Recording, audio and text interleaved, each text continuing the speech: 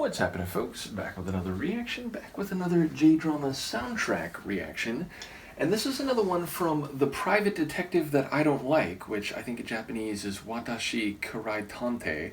It's from 2013. It stars Goriki Ayame and Tamaki Hiroshi, two of my favorite J actors. And yeah, it's a private detective show, but which lampoons and plays off of all manner of detective show conventions, and it's sort of this meta-reality where, especially one of the main characters, Goriki Ayame's character, she's always talking like, oh, we should go to commercial break now, and it's very like self-aware, and obviously, you know, the other characters, including Tamaki Hiroshi's character, is sort of like, what are you talking about? Like, the audience, or going to commercial, like, you know, we're trying to solve a crime here. So there's like this breaking the fourth wall layer of comedy constantly. I've mentioned this in previous reactions. I think this will be my fifth reaction to this soundtrack, so I won't repeat everything I've said, but it's a very funny show, and it has a very compelling soundtrack, which has some variety, but a lot of it is like jazzy with a bit of a throwback feel.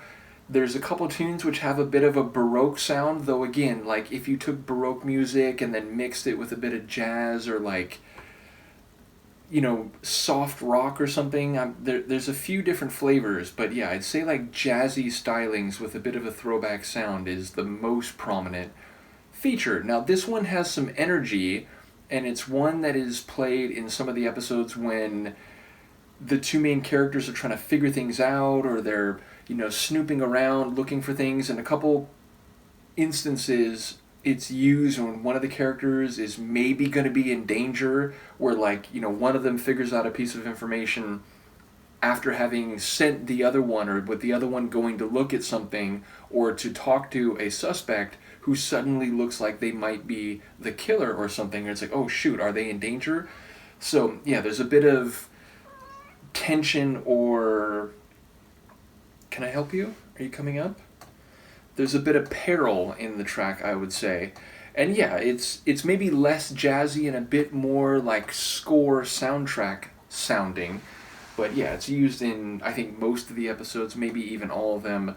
But as I said, it's a very funny show. Now, as I mentioned before previously, there's two composers for this score. One is Mayuko, and I think Mayuko is the one who does this track. And then the other composer is Tokuda Masahiro, I think that's right. But yes, this one is by Mayuko. So we will listen to a track which translates to, all the tracks are written in like kanji / katakana, but the translation for this one is a dubious detective duo. And indeed, the main two characters, which is Akemi-chan as well as Detective, is it Ukai? I think it's Ukai. I'm suddenly second guessing myself. I think it's Ukai though. Nevertheless, they are a dubious detective duo, and, you know, each of them, or both of them, have their flaws or their or their like blind spots, if you will, but together they solve the cases. So yeah, it's a well-named track for the show. Let's hear it. This is Mayuko. The tune is A Dubious Detective Duo, and it's from The Private Detective That I Don't Like, 2013.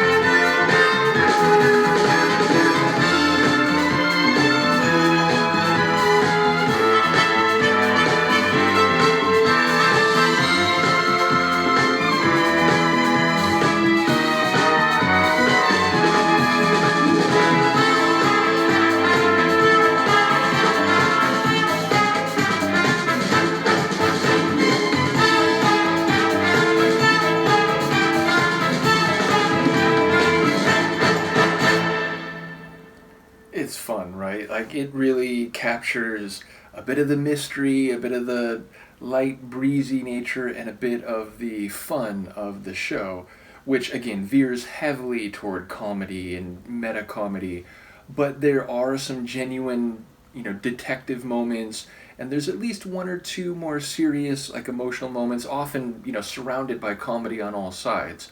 But again, there are a few moments along the course of the only 8 episodes. It's a shorter one in terms of the number of episodes, but yeah, where it does get a bit more like serious or emotional, at least for, a moment or two. But yeah, definitely this one, it's got a bit of the jazzy flavor, it's got the brass and, has a bit of that like smooth jazzy feel, like throwback. Also, again, a bit of the Baroque sound. There's some harpsichord in there, also like true piano. And then there's, again, some flutes, which, again, a bit of the Baroque sound. But yeah, overall, I'd say it does have that kind of soundtrack score, like, orchestra score for a movie type feel. And even more specifically, a bit of a, like, 60s spy movie. I know that's, like, hyper specific, but yeah, it gives me a bit of those vibes. So somewhere between jazzy, Baroque, and 60s spy movie is where I would place this one.